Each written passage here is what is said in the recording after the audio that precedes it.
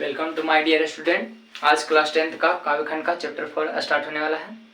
इस चैप्टर का नाम है स्वदेशी। पहले तीन चैप्टर का हो चुका है। चौथा चैप्टर का बायोडाटा। इस ऑब्जेक्टिव में 1% अगर फालतू आया जो कहिएगा से, लेकिन याद से ढंग से कीजिए। और इसके बाद आप लोग को ग्रामर दिया जाएगा। ग्रामर में क्या करना है, जो जो इंपॉर्टेंट टॉपिक है वही को पढ़ाया जाएगा। पूरा ध्यान से सुनिएगा। ज़्यादा लंबा वीडियो नहीं रहेगा। मुश्किल मात्र जो दिन में जो रील्स देखते हैं 10 मिनट, उसमें आपको एक चैप्टर कंप्लीट हो जाएगा। इसलिए इससे आपको ज़्यादा फायदा क्या चाहिए, सुनिए। स्वदेशी, स्वदेशी के लेखक है प्रेमघन। स्वदेशी के लेखक कौन है? प्रेमघन। स्वदेशी के लेखक है प्रेमघन जी। प्रेमघन और बोलता है किस युग के कवि है? तब भारतेंदु युग के। और कैसा महत्वपूर्ण कवि है, फिर से सुनो। स्वदेशी के लेखक है प्रेमघन, जो भारतेंदु युग के एक महत्वपूर्ण कवि है।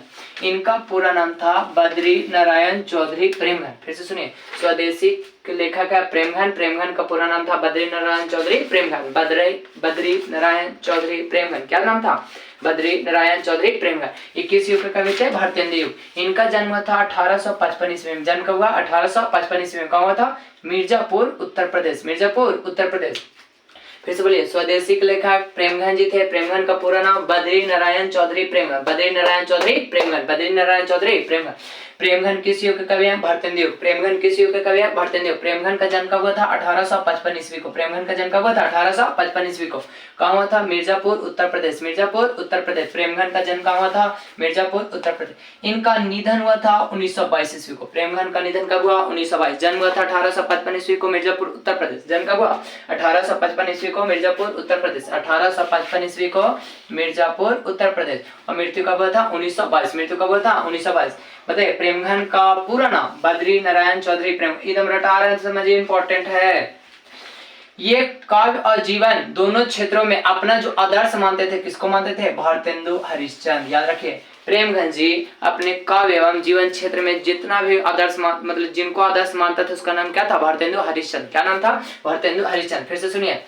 काव्य एवं जीवन दोनों क्षेत्रों में, काव्य एवं जीवन दोनों क्षेत्रों में अपना आदर्श किसे मानता था? भारतेंदु हरिश्चंद्र को। किसको मानता था? भारतेंदु हरिश्चंद्र को। ये निहायक कलात्मक एवं अलंकृत गद्य लिखते थे। कैसा गद्य लिखते थे? निहायक कलात्मक। कैसा गद्य? निहायक कलात्मक और अलंकृत गद्य। कैसा? निहायक कलात्मक और अलंकृत गद्य। इन्होंने भारत के विभिन्न स्थानों पर भ्रमण किया। ये ऐसा जो कवि हैं जो भारत के अलग अलग स्थानों पर भ्रमण किया। भ्रमण मतलब घूमे। एकदम इंपॉर्टेंट याद कीजिए। मिर्जापुर में रसिक समाज की स्थापना कब हुआ था? 1874। कब हुआ था? 1874। याद कीजिए। फिर से बोलिए। रसिक समाज की स्थापना, समाज की स्थापना बोलिए जल्दी। कब हुआ था? 1874। रसिक समाज की स्थापना 1874। रसिक समाज की स्थापना 1874। एक पूछेगा आर्य समाज की स्थापना। आर्य समाज की स्थापना, आर्य समाज की स्थापना कब हुआ था? कब बताइए? 1875। 1875। 1875। रसिक समाज की स्थापना हुआ था मिर्जापुर में। कहाँ हुआ था? मिर्जापुर में। रसिक समाज की स्थापना मिर्जापुर में। कहाँ हुआ था? मिर्जापुर। लेकिन आर्य समाज की स्थापना कहाँ हुआ था? मुंबई में। कहाँ हुआ था? मुंबई में। आर्य समाज की स्थापना कहाँ हुआ था? मुंबई में। रसिक समाज की स्थापना क्या था? प्रेमघन। कौन क्या था? प्रेमघन। कौन क्या था? प्रेमघन। कौन क्या थे? प्रेमघन। लेकिन आर्य समाज की जो स्थापना किया था, कौन क्या था? जल्दी बताइए। संस्कृत का है, कौन था? स्वामी दयानंद सरस्वती। स्वामी दयानंद सरस्वती। अब इन्हें सुनिए आगे। इनके तो भारत के विभिन्न स्थानों पर भ्रमण किया था। रसिक समाज का स्थापना 1874। डेट याद कीजिए। 3 वो इसका डेट है। जन्म कब हुआ? 1855 ईस्वी को। मृत्यु कब हुआ? 1922 ईस्वी को। और रसिक समाज की स्थापना कब किया था? 1874 में। कब किया था? 1874 में। कहाँ किया था? मिर्जापुर में। कहाँ किया था? मिर्जापुर में। कहाँ किया था? मिर्जापुर में। ये दोनों देखिए, हाथ वाला जो दिख रही है वाला बहुत इंपॉर्टेंट रटिए। मासिक पत्रिका का क्या नाम था? आनंद कंदावनी। आनंद कंदावनी। आनंद कंदावनी। बोलिए फिर से।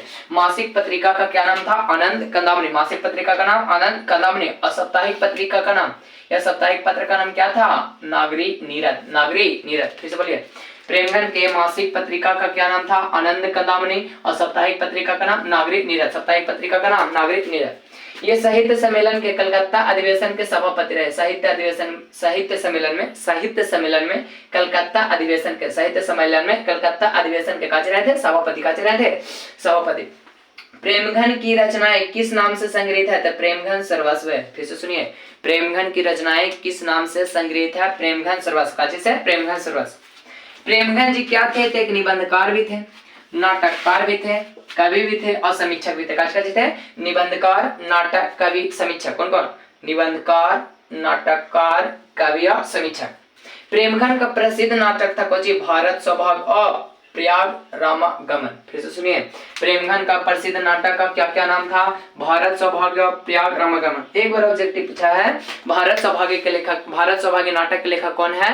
तो प्रेमघन। कौन है? प्रेमघन। फिर एक बार और पूछा था, प्रयाग रामागमन के लेखक कौन है? कौन है? जल्दी बताइए। प्रेमघन। कौन है? प्रेमघन। कौन है? प्रेमघन। प्रेमघन ने जिन जनपद नामक एक काव्य लिखा जिसमें ग्रामीण जीवन के यथार्थवादी चित्रण किया। क्वेश्चन पूछेगा, प्रेमघन ने जिन जनपद में किसका जीवन का चित्रण किया है? ग्रामीण लोगों का। काची का लोगों का बाबू? ग्रामीण लोगों का। किसका? ग्रामीण लोगों का। किसका? ग्रामीण लोगों का।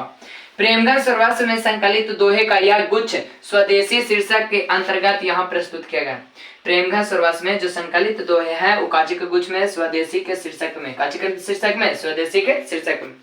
अब नेक्स्ट वीडियो का इंतजार कीजिए। Thank you.